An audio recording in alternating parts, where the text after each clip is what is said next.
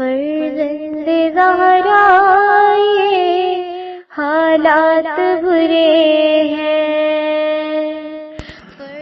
کاشانۂ بصیرت ایک ایسا مکمل یوٹیوب چینل جس پر محروم بصارت کے لیے بالخصوص اور تمام افراد کے لیے بالعموم سینکڑوں کی تعداد میں اسلامی کتب دستیاب ہیں۔ لہذا گزارش ہے کہ آپ اپنی ذمہ داری نبھاتے ہوئے کاشانۂ بصیرت کو سبسکرائب کرنے کے ساتھ ساتھ بیل آئیکن کو پریس کیجیے تاکہ آپ علم کے حصول کے ساتھ ساتھ مذہب اہل بیت کی اشاعت میں بھی اہم کردار ادا کرتے رہیں۔ کاشانۂ بصیرت، کاشانۂ بصیرت، کاشانۂ بصیرت۔ فرزند زہرا یہ حالات برے ہیں۔ السلام علیکم ورحمۃ اللہ وبرکاتہ۔ سامعین، آپ سماعت فرما رہے ہیں سیرت امیر المومنین حضرت علی ابن ابی طالب، حصہ دوم، تالیف علامہ مفتی جعفر حسین علی اللہ مقامہ کی ہے۔ آج ہم آپ کے سامنے اس کی 14ویں ریکارڈنگ پیش کر رہے ہیں، صفحہ نمبر 154، امر بالمعروف و نہی عن المنکر۔ نیکی کا حکم دینا امر بالمعروف اور برائی سے منع کرنا نہی عن المنکر کہلاتا ہے۔ یہ اسلام کا اہم ترین فریضہ ہے، کیونکہ اسلام کا مقصد اولین نیکی کا پرچار اور برائی کا انسداد ہے، اور اس مقصد تک پہنچنے کا یہی ذریعہ ہے کہ ہر شخص جہاں تک ممکن ہو دوسروں کو نیکی کی راہ دکھائے اور برائی سے روکے، تاکہ اسلامی خطوط پر ایک مثالی معاشرے کی تشکیل ہو سکے۔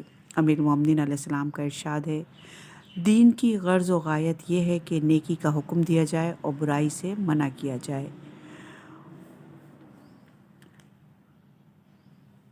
امر بالمعروف اور نہی عن المنکر کی افادیت ایک فرد یا چند افراد تک محدود نہیں ہے، بلکہ ایک روشن مینارہ ہے جس کی روشنی چار سو پھیلتی اور بھٹکی ہوئی انسانیت کو منزل کی راہ دکھاتی ہے۔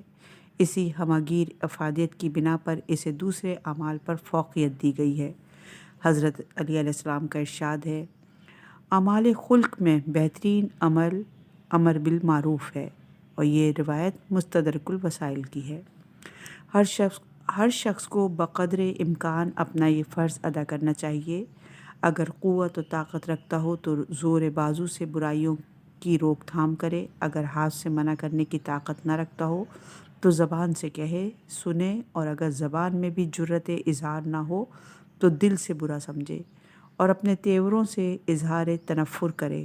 امیر المومنین علیہ السلام فرماتے ہیں، جو شخص دل، ہاتھ اور زبان سے نہی عن المنکر کا فریضہ انجام نہ دے وہ زندوں میں چلتی پھرتی لاش ہے۔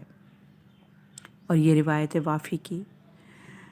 قلبی تنفر اگرچہ نہی عن المنکر کا ادنیٰ درجہ ہے، مگر یہ بھی اثر انداز ہوتا ہے۔ چنانچہ اگر کسی کے احساسات مردہ نہ ہوں تو دوسروں کی پیشانیوں کی شکنیں اور ان کا متنفرانہ رویہ دیکھ کر اپنے اندر محاسبے کا ایک جذبہ پیدا کرتا ہے، جو ایک وقت سے برائیوں سے دستبردار ہونے پر آمادہ کر دیتا ہے۔ اسی بنا پر امیر المومنین علیہ السلام نے عصیاں کاروں سے خندہ روئی اور کشادہ پیشانی سے پیش آنے سے منع فرمایا ہے، تاکہ ان کا ضمیر انہیں جھنجھوڑے اور گناہ کے ارتکاب کی جرأت اور جسارت نہ بڑھے۔ حضرت علی علیہ السلام کا ارشاد ہے، نہی عن المنکر کا ادنیٰ درجہ یہ ہے کہ بد کرداروں سے تیوریاں چڑھا کر پیش آؤ، اور یہ روایت تہذیب میں۔ ممکن ہے کہ یہ کہا جائے کہ امر بالمعروف اور نہی عن المنکر کا فائدہ ہی کیا، جبکہ ہر شخص اپنے اعمال اور افعال کا خود جواب دہ ہے۔ اگر کوئی اچھا کام کرتا ہے تو اس کا فائدہ اسی کو پہنچتا ہے، اور کوئی برے کام کا مرتکب ہوتا ہے تو وہ خود ہی اس کی پاداش سے دوچار ہوتا ہے۔ ہمیں نہ کسی کے اچھے کاموں سے فائدہ پہنچتا ہے اور نہ کسی کے برے کاموں سے نقصان، لہٰذا کسی اچھائی کا حکم دے کر یا برائی سے منع کر کے اس کے کاموں میں دخل انداز ہونے اور اس کی خفگی اور ناراضگی مول لینے کی ضرورت ہی کیا ہے؟ یہ نظریہ سراسر غلط ہے، اس لیے کہ غلط معاشرے میں انسان خود بھی بے روا ہوئے بغیر نہیں رہتا، اور اگر برائیوں کی آلودگیوں سے پاک و صاف رہنا بھی چاہے تو اس کے لیے معاشرے کی گرد و پیش کے اثرات سے بچ نکلنا انتہائی مشکل ہوگا، اس لیے کہ اچھی زندگی اچھے ماحول میں پروان چڑھتی ہے، اور غیر اخلاقی ماحول میں اخلاقی زندگی کی سانسیں اکھڑ جاتی ہیں، اور اچھا معاشرہ اسی صورت میں تشکیل پذیر ہو سکتا ہے جب اپنی سود اور بہبود کے ساتھ دوسروں کی صلاح اور فلاح کی بھی فکر کی جائے، اور نیکی کو فروغ دینے اور برائی کو ختم کرنے کے لیے امکانی مساعی سے دریغ نہ کیا جائے، تاکہ جس معاشرے میں وہ زندگی بسر کر رہا ہے وہ اخلاقی برائیوں سے پاک و صاف رہے۔ اگر نیکی کی طرف دعوت دینے اور برائی کو روکنے کا سلسلہ ختم ہو جائے تو پھر برائیوں کے سیل رواں پر بند نہ باندھا جا سکے گا، اور ہر قسم کی برائی اپنے عروج پر پہنچ جائے گی، اور جس معاشرے میں برائیاں عام ہو جائیں وہ قانون فطرت کے ماتحت تباہ و برباد ہوئے بغیر نہیں رہتا، اور ظالم حکمرانوں کے شکنجے میں جکڑ دیا جاتا ہے۔ چنانچہ امیر المومنین علیہ السلام کا ارشاد ہے، امر بالمعروف اور نہی عن المنکر کا فریضہ ترک نہ کرو، ورنہ تم میں سے بدترین لوگوں کو تم پر مسلط کر دے گا، پھر دعائیں مانگتے رہو گے اور تمہاری دعائیں شرف قبولیت حاصل نہ کریں گی۔ صفحہ نمبر ہے 155 اور عنوان ہے ولایت اور برات۔ ولایت کے معنی یہ ہیں کہ دوستان خدا یعنی انبیاء اور ائمہ سے محبت اور دوستی رکھی جائے، اور برات کے معنی یہ ہیں کہ دشمنان خدا کفار اور منافقین سے نفرت و بیزاری کا اظہار کیا جائے۔ اس ولایت و برات کو تولا اور تبرہ بھی کہا جاتا ہے۔ یہ دونوں لازم و ملزوم کی حیثیت رکھتے ہیں، اس لیے کہ دوستان خدا اور دشمنان خدا دونوں ایک دوسرے کی ضد اور ان کے اطوار اور اعمال ایک دوسرے کے مخالف اور متضاد ہیں، اس لیے ایک سے وابستگی کا تقاضا یہ ہے کہ دوسروں سے علیحدگی اختیار کی جائے۔ یہ نہیں ہو سکتا کہ ایک سے دوستی کا دم بھرا جائے اور اس کے دشمن سے بھی دوستی کی پینگیں بڑھائی جائیں، بلکہ ایک سے ملا جائے گا تو دوسرے کو چھوڑنا پڑے گا، کیونکہ دوست کا دشمن اور دشمن کا دوست نہیں ہو سکتا، کہ دونوں سے رابطہ، اتحاد اور الفت قائم رکھا جائے۔ امیر المومنین علیہ السلام کا ارشاد ہے، 3 قسم کے تمہارے دوست ہیں اور 3 قسم کے دشمن۔ دوست یہ ہے کہ تمہارا دوست تمہارے دوست کا دوست اور تمہارے دشمن کا دشمن، اور دشمن یہ ہے کہ تمہارا دشمن تمہارے دوست کا دشمن اور تمہارے دشمن کا دوست، اور یہ نہج البلاغہ میں موجود ہے۔ ایک شخص نے امیر المومنین علیہ السلام سے کہا کہ آپ کو بھی دوست رکھتا ہوں اور فلاں شخص کو بھی۔ آپ نے یہ سنا تو فرمایا، اس صورت میں تم ایک چشم ہو یا دوسری آنکھ کو پھوڑ کر نابینا ہو جاؤ یا دونوں آنکھوں سے دیکھو۔ مقصد یہ تھا کہ اگر میرے ساتھ میرے دشمن اور مخالف کو بھی دوست رکھتے ہو تو مجھے بھی دشمن رکھو، اس طرح مکمل طور پہ اندھے ہو جاؤ، یا صرف مجھے دوست رکھو اور پورے بینا اور بصیرت ہو جاؤ۔ ایک طبقے سے دوستی اور اس کے حریف اور مخالف طبقے سے اظہار بیزاری میں یہ حکمت مضمر ہے کہ انسان جس کو دوست رکھتا ہے اس کی طرز بود و ماند، رفتار و گفتار اور عمل و کردار کو بھی دوست رکھتا ہے، اور جس کی طرف سے متنفر ہوتا ہے اس کے حرکات و سکنات کو بھی نفرت کی نگاہوں سے دیکھتا ہے۔ لہٰذا جسے دوست رکھے گا اس کے اخلاق اور عادات، افعال و اعمال کی پیروی بھی کرے گا، اور جس سے متنفر ہوگا اس کے طور طریقوں سے بھی اجتناب برتے گا۔ اسلام میں اہل بیت رسول اللہ صلی اللہ علیہ وآلہ وسلم سے محبت اور وابستگی کا حکم اسی لیے دیا گیا ہے کہ ان کے قول و فعل کا اتباع کیا جائے اور ان کے مخالفین کے طرز عمل سے علیحدگی اختیار کی جائے، کیونکہ محبت کا تقاضا اتباع ہے۔ اگر ہم محبت اہل بیت کا دعویٰ کریں اور ان کے احکام کی پابندی نہ کریں، یا ان کے دشمنوں سے اظہار نفرت کریں اور طرز عمل انہی کا سا اختیار کریں، تو ہم نہ محبت کے تقاضوں کو پورا کریں گے اور نہ نفرت و بیزاری کے تقاضوں سے عہدہ برا ہوں گے۔ اس لیے کہ اتباع ہے تو محبت و دوستی بھی ہے، اور اتباع نہیں تو محبت و دوستی بے سند ہے۔ چنانچہ امیر المومنین علیہ السلام نے اتباع کو محبت کا معیار قرار دیتے ہوئے فرمایا، جو ہمیں دوست رکھتا ہے اسے چاہیے کہ ہمارے اعمال کے مطابق عمل کرے۔ صفحہ نمبر ہے 158 اور عنوان ہے باب تجارت۔ تجارت کے معنی خرید و فروخت اور تبادلہ اشیاء کے ہیں، اور یہ اجتماعی زندگی کے لیے از بس ضروری ہے، کیونکہ کوئی شخص بھی اپنے تمام ضروریات خود مہیا نہیں کر سکتا، بلکہ ایک گروہ کی پیدا کردہ چیزیں ہم استعمال کرتے ہیں اور ہماری پیدا کردہ اشیاء دوسروں کے استعمال میں آتی ہیں۔ اسی طرح معاشرے کے تمام افراد باہمی احتیاج کی زنجیروں میں جکڑے ہوئے ہیں، ابتدا میں اشیاء کا تبادلہ اشیاء سے ہوتا تھا، پھر اشیاء کا تبادلہ سکے سے شروع ہوا، جس میں طلب و رسد کے رد عمل سے اتار چڑھاؤ اور قیمتوں میں کمی بیشی ہوتی رہتی ہے۔ یہ خرید و فروخت کبھی اپنی ضرورت اور ذاتی استعمال کے لیے ہوتی ہے اور کبھی کار و کسب کے لیے، تاکہ اپنی ضروریات کے لیے نفع کمانے کے ساتھ دوسروں کے ہاتھوں میں ان کی مطلوبہ اشیاء بآسانی پہنچ سکے۔ اسلام نے فقر اور احتیاج کو دور کرنے کے لیے حد المقدور سعی اور طلب لازم اور واجب قرار دی ہے، تاکہ انسان اپنی اقتصادی حالت بہتر بنائے اور اہل و عیال کی کفالت کے ساتھ مالی عبادات، زکوٰۃ، خمس، حج وغیرہ بجا لا سکے۔ ان ذرائع معیشت میں سر فہرست تجارت ہے، جو آسودہ حالی اور مالی وسعت کا پیش خیمہ ہے۔ چنانچہ امیر المومنین علیہ السلام کا ارشاد ہے، تجارت کرو، اس لیے کہ تجارت تمہیں ان چیزوں سے مستغنی بنا دے گی جو دوسروں کے ہاتھوں میں ہیں۔ اور یہ روایت ہے وافی کی۔ تجارت کا پیشہ اختیار کرنے سے پہلے ضروری ہے کہ اسلامی نقطۂ نظر سے تجارت کے احکام سیکھ لیے جائیں، تاکہ بیع اور ربا میں فرق اور جائز اور ناجائز میں امتیاز کر سکے۔ چنانچہ ایک شخص نے امیر المومنین علیہ السلام سے کہا کہ میرا ارادہ کاروبار کرنے کا ہے۔ فرمایا، کیا دین کے احکام میں تمہیں کچھ سوجھ بوجھ ہے؟ کہا کہ بعد میں ایسا ہو جائے گا۔ آپ علیہ السلام نے فرمایا، پہلے مسائل سیکھو پھر تجارت کرو، کیونکہ جو شخص خرید و فروخت کرتا ہے اور حرام اور حلال کے بارے میں دریافت نہیں کرتا، وہ سود میں مبتلا ہوئے بغیر نہیں رہتا۔ اور یہ روایت ہے دائم الاسلام۔ کچھ خرید و فروخت کے اہم نکات حضرت کے ارشادات کی روشنی میں آپ سب کی سماعتوں کی نظر۔ نجس العین اشیاء کی خرید و فروخت ناجائز ہے۔ حضرت کا ارشاد ہے، ناپاک چیزوں کا بیچنے والا اور خریدنے والا دونوں گناہوں میں برابر کے شریک ہیں۔ اور یہ روایت مستدرک الوسائل میں ہے۔ جن چیزوں کی خرید و فروخت ناجائز ہے، ان کی فروخت سے جو رقم حاصل ہوگی، اس میں بھی تصرف ناجائز ہے۔ حضرت کا ارشاد، مردار کتے اور خنزیر کی فروخت کی رقم حرام ہے۔ اور یہ روایت مستدرک الوسائل میں ہے۔ البتہ شکاری کتے کے بے جائز ہے۔ حضرت کا ارشاد ہے، شکاری کتے کی رقم فروخت میں کوئی مذائقہ نہیں ہے۔ اور یہ روایت ہے مستدرک الوسائل میں۔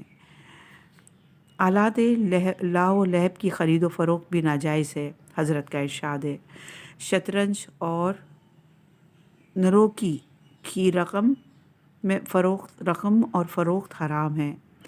اور یہ روایت ہے مستدرک الوسائل میں۔ اور کوئی پاک چیز نجس ہو جائے اور اس کا پاک کرنا ممکن نہ ہو، تو اسے ایسے کام کے لیے جس میں طہارت شرط نہ ہو فروخت کیا جا سکتا ہے۔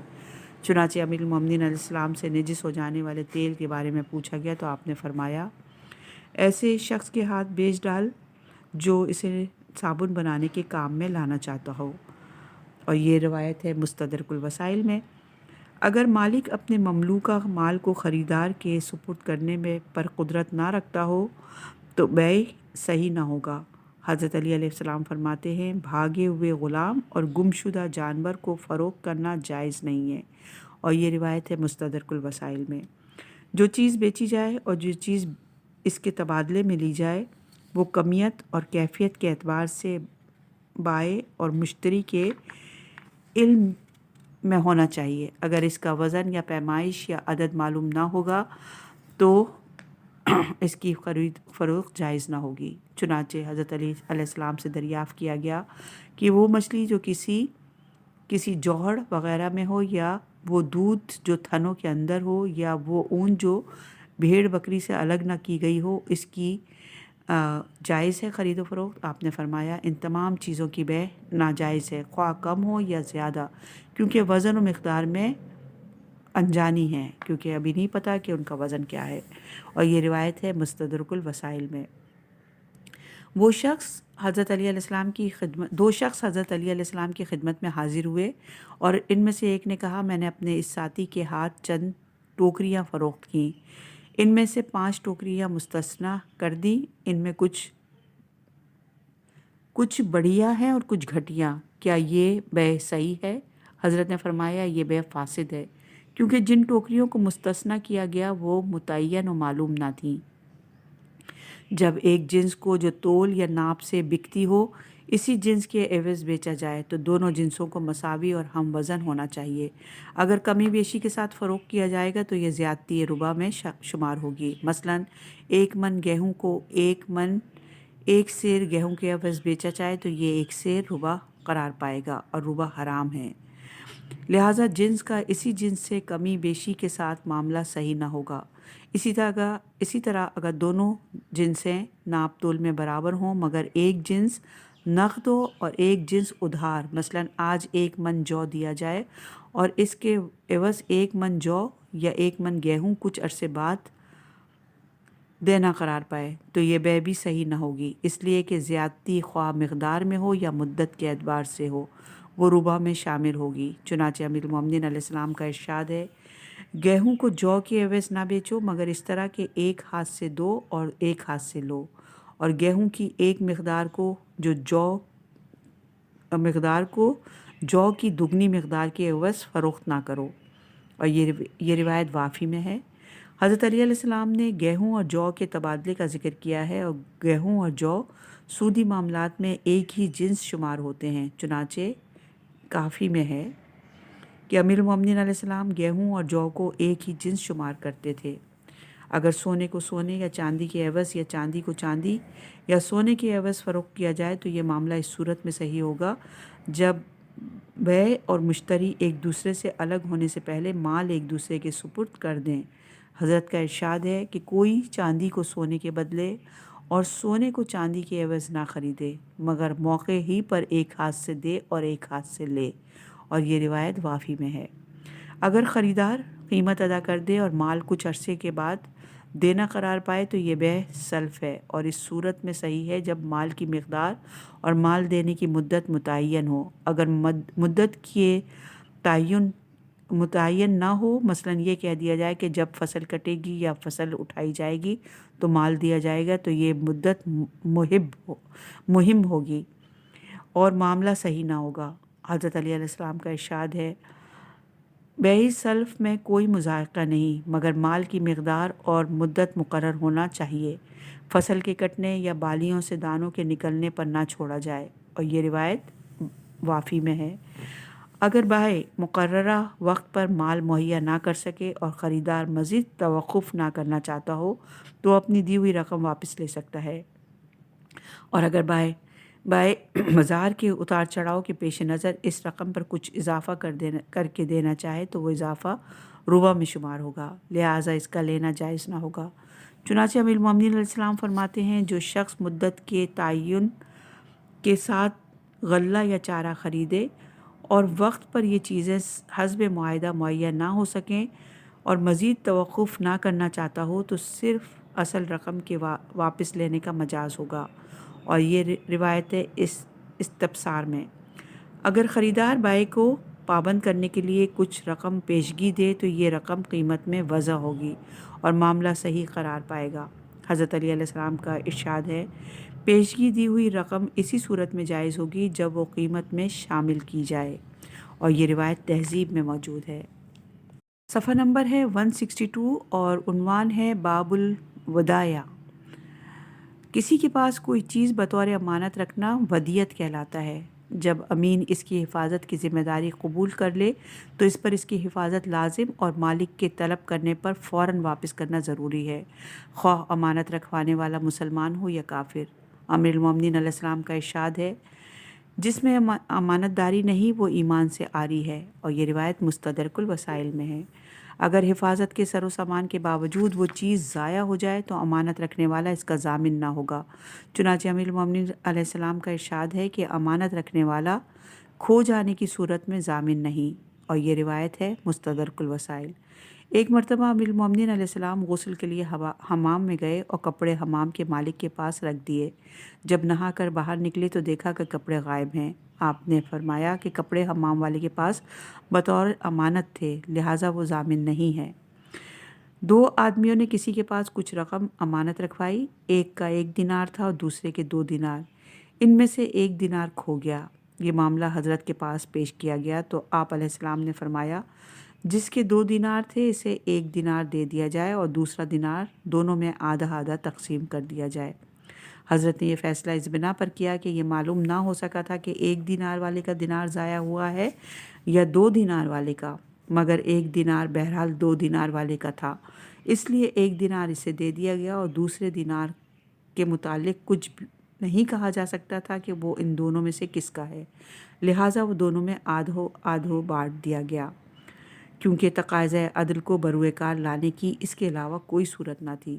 2 آدمیوں نے ایک قرشیہ عورت کے پاس 100 دینار بطور امانت رکھے اور کہا کہ اگر ہم دونوں ایک ساتھ آئیں تو یہ امانت واپس کی جائے، اور ہم میں سے ایک آئے تو اسے یہ رقم نہ دی جائے۔ جب اس امانت پر 1 سال کا عرصہ گزرا تو ان میں سے ایک اس قرشیہ کے پاس آیا اور کہا میرا ساتھی کا انتقال ہو چکا ہے، لہٰذا وہ امانت مجھے واپس لوٹا دی جائے۔ اس قرشیہ نے کہا یہ معاہدے کے خلاف ہے اور رقم کے دینے سے انکار کیا۔ جب اس نے اصرار کیا اور اس قرشیہ کے عزیز و اقارب سے بھی کہلوایا تو اس نے وہ دینار اس کے حوالے کر دیے۔ اس واقعے کے 1 سال بعد دوسرا آدمی اس قرشیہ کے پاس آیا اور امانت کی واپسی کا مطالبہ کیا۔ اس نے کہا کہ تمہارا ساتھی یہ کہہ کر امانت واپس لے جا چکا ہے کہ تم مر چکے ہو، کہا کہ میں تمہارے سامنے زندہ و سلامت موجود ہوں، وہ دینار میرے حوالے کرو۔ جب یہ جھگڑا بڑھا تو تصفیے کے لیے حضرت عمر کے پاس آئے۔ حضرت عمر نے اس قرشیہ کے خلاف فیصلہ کیا اور اسے ادائے امانت کا ذمہ دار قرار دیا۔ اس قرشیہ نے کہا کہ آپ اس کا فیصلہ حضرت علی کے سپرد کریں، وہ جو فیصلہ کریں گے مجھے منظور ہوگا۔ جب یہ معاملہ حضرت علی کے سامنے پیش ہوا تو آپ سمجھ گئے کہ ان دونوں نے دوبارہ رقم وصول کرنے کے لیے ایک کھیل کھیلا ہے۔ آپ علیہ السلام نے اس شخص سے کہا کیا تم نے یہ طے نہیں کیا تھا کہ تم دونوں ایک ساتھ آؤ گے تو امانت واپس لینے کے حقدار ہوگے؟ کہا کہ ہاں یہ طے پایا تھا۔ فرمایا کہ پھر تم اپنے ساتھی کو لاؤ اور اپنی امانت واپس لے جاؤ۔ وہ یہ دیکھ کر کہ اس کے فریب کا پردہ چاک ہو چکا ہے اپنے دعوے سے دستبردار ہو گیا۔ صفحہ نمبر ہے 164 اور عنوان ہے باب وصیت۔ وصیت یہ ہے کہ انسان اپنی زندگی میں ایسی چیز کی سفارش کر جائے جس پر اپنے مرنے کے بعد عمل درآمد چاہیے۔ اس وصیت کا تعلق کبھی کسی کام کی انجام دہی سے ہو سکتا ہے، جیسے تجہیز و تکفین، ادائے صوم و صلات وغیرہ، اور کبھی مال سے متعلق ہو سکتا ہے، جیسا کہ اس کے مرنے کے بعد فلاں شخص کو اتنا مال دیا جائے۔ اسلام نے امور خیر کے سلسلے میں اگرچہ وصیت کو بڑی اہمیت دی ہے، مگر اس کے ساتھ وارثوں کے مالی حقوق کا تحفظ بھی ملحوظ رکھا ہے۔ اس طرح کی ترکے کی 1/3 سے زائد کی وصیت کو ناقابل عمل قرار دیا جائے۔ چنانچہ امیر المومنین علیہ السلام کا ارشاد ہے جو شخص وصیت کرے تو اس کے ترکے کی 1/3 حصے پہ نافذ ہوگی، اور یہ مستدرک الوسائل میں موجود ہے۔ البتہ اگر وارث اجازت دے دیں تو 1/3 سے زائد پر بھی وصیت کا نفاذ ہو سکتا ہے، اور دوسری صورت یہ ہے کہ مرنے والے کا کوئی وارث ہی نہ ہو تو وہ تمام مال کی وصیت کر سکتا ہے۔ چنانچہ حضرت علی علیہ السلام نے اس شخص کے بارے میں جس کا دور اور نزدیک کا کوئی رشتہ دار نہ تھا فرمایا وہ مسلمانوں کے ناداروں اور مسافروں کے لیے جہاں چاہے اپنے مال کے بارے میں وصیت کرے، اور یہ روایت مستدرک الوسائل میں ہے۔ اگر میت کے ذمے قرض ہو تو مخارج تزیین و تکفین اور ادائے قرض کے بعد وصیت پر عمل کیا جائے گا۔ حضرت علی علیہ السلام کا ارشاد ہے دفن اور کفن کے اخراجات کے بعد میت کے ترکے میں سے پہلے قرضہ ادا کیا جائے گا، پھر وصیت پر عمل ہوگا، پھر میراث کی نوبت آئے گی، اور روایت میں یہ مستدرک الوسائل میں موجود ہے۔ اگر وصیت کرنے والا 1/3 مال کی وصیت کرے اور پھر غلطی سے کسی کے ہاتھوں قتل ہو جائے تو اس کی دیت کے 1/3 حصے میں بھی وصیت نافذ ہوگی۔ چنانچہ ایک ایسے شخص کے بارے میں حضرت علی علیہ السلام نے فرمایا دیت کا 1/3 حصہ بھی وصیت میں داخل ہوگا، اور یہ مستدرک الوسائل میں موجود ہے۔ اگر کوئی شخص یہ دعویٰ کرے کہ مرنے والا میرے لیے اتنے مال کی وصیت کر گیا ہے تو اس کا دعویٰ مردوں یا ایک مرد 2 مردوں یا 1 مرد اور 2 عورتوں یا 4 عورتوں کی گواہی سے ثابت ہوگا، اور اگر 3 عورتیں گواہی دیں تو 3/4 میں، 2 عورتیں گواہی دیں تو نصف میں، اور 1 عورت گواہی دے تو 1/4 میں وصیت نافذ ہوگی۔ چنانچہ امیر المومنین علیہ السلام کے سامنے وصیت کا ایک دعویٰ پیش ہوا اور وصیت کی گواہی ایک عورت نے دی۔ آپ علیہ السلام نے 1/4 میں وصیت نافذ کی اور 3/4 میں اسے کالعدم قرار دیا۔ اگر وصیت مبہم الفاظ میں ہو، اس طرح کے واضح طور پر مال کی مقدار معین کرنے کے بجائے یہ کہے کہ میرے مال میں سے ایک سہم یعنی ایک حصہ، ایک جز یا ایک شے صدقہ کر دی جائے یا فلاں شخص کو دے دی جائے، تو پہلی صورت میں مال کا 8واں حصہ حسب وصیت صرف کیا جائے گا۔ چنانچہ ایک شخص نے وصیت کی کہ اس کے مرنے کے بعد اس کے مال کا ایک حصہ صدقہ کر دیا جائے، مگر حصے کا تعین نہ کیا۔ اس کے وارثوں نے حضرت کی طرف رجوع کیا، آپ نے فرمایا مال کا 8واں حصہ صدقہ میں دے دیا جائے۔ اس آیت کی تلاوت کی۔ صدقہ فقیروں، محتاجوں اور اس کے کارندوں کے لیے ہے، اور ان کے لیے جن کی دلجوئی مقصود ہے، اور غلاموں کو چھڑانے، قرض داروں کا قرض چکانے، خدا کی راہ میں صرف کرنے اور پردیسیوں کے لیے۔ پھر فرمایا کہ اس آیت میں صدقات کے 8 حصے بیان کیے گئے ہیں، لہٰذا مال کا ایک حصہ اس کا 8واں حصہ ہوگا۔ دوسری صورت میں 7واں حصہ دیا جائے گا۔ چنانچہ ایک شخص نے اپنے مال کے ایک جز کی وصیت کی، مگر اس جز کی مقدار بیان نہ کی۔ اس کے مرنے کے بعد اس کے وارثوں میں جز کے بارے میں اختلاف ہوا۔ جب کسی نتیجے پر نہ پہنچے تو حضرت سے استفسار کیا۔ آپ نے فرمایا اس کے مال کا 7واں حصہ وصیت کے مطابق صرف کیا جائے، اور یہ آیت پڑھی۔ اس کے 7 دروازے ہوں گے، ان میں سے ہر گروہ کے حصے میں ایک دروازہ آئے گا۔ پھر فرمایا اس آیت میں 7ویں حصے پر جز کا اطلاق ہوا ہے۔ تیسری صورت میں 6واں حصہ دیا جائے گا۔ چنانچہ امام زین العابدین علیہ السلام سے دریافت کیا گیا کہ ایک شخص نے اپنے مال میں سے شے کی وصیت کی، اس شے کا اطلاق کتنی مقدار پر ہوگا؟ آپ نے فرمایا کتاب علی میں شے سے مراد 6واں حصہ ہے، اور یہ روایت الفقی میں موجود ہے۔ ایک شخص نے وصیت کی کہ میرے بعد میرے قدیم غلاموں کو آزاد کر دیا جائے، مگر وارث یہ طے نہ کر سکے کہ کتنی مدت کے گزرنے پر وہ قدیم کیے جا سکتے ہیں، قدیم کہے جا سکتے ہیں۔ انہوں نے حضرت علی کی طرف رجوع کیا۔ آپ علیہ السلام نے فرمایا کہ ہر وہ غلام آزاد کر دیا جائے جو 6 مہینے تک اس کی ملکیت میں رہ چکا ہو۔ اس آیت کی تلاوت فرمائی۔ ہم نے چاند کی منزلیں مقرر کر دی ہیں، یہاں تک کہ وہ کھجور کی پرانی ٹہنی کی مانند پلٹ کر آتا ہے۔